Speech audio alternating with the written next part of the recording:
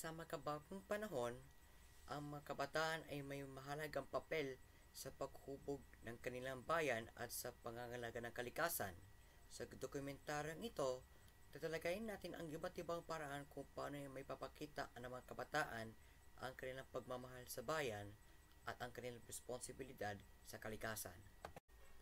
Ang pagmamahal sa bayan sa Pilipinas ay napakahalaga dahil nasusunod tayo sa mga batas trapiko, pagbabawal pagtapon ng basura sa kalsada, sa ilog o sa tubig dagat, at pagtutulong sa mga nangangailangan.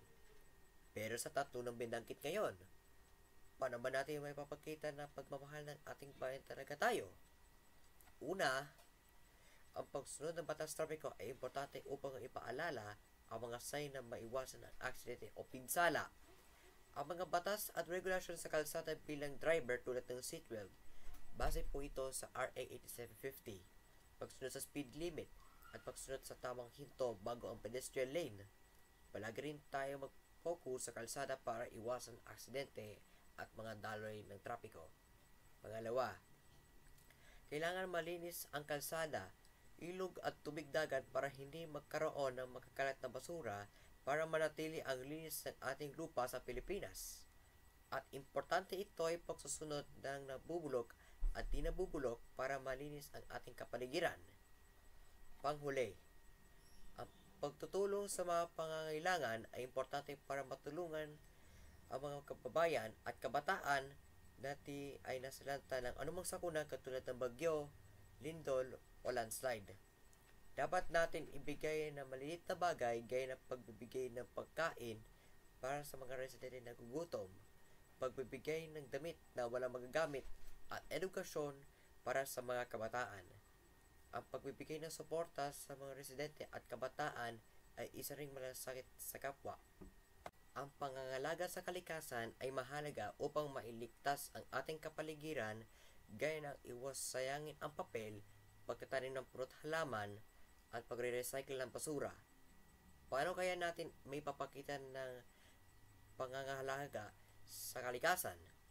Una, ang pag-iwasan sayangin ng papel ay mahalaga para iwasan ang deforestation at imbes na gumawa ng isa pang papel ay merong likurin nito.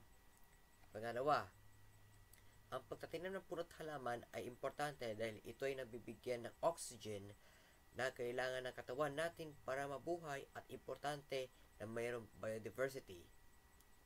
Panghuli, ang pagre-recycle ng basura ay mahalaga upang mabawasan ang basura na nakatambak sa ating tahanan lalo na sa pagbabago ng klima.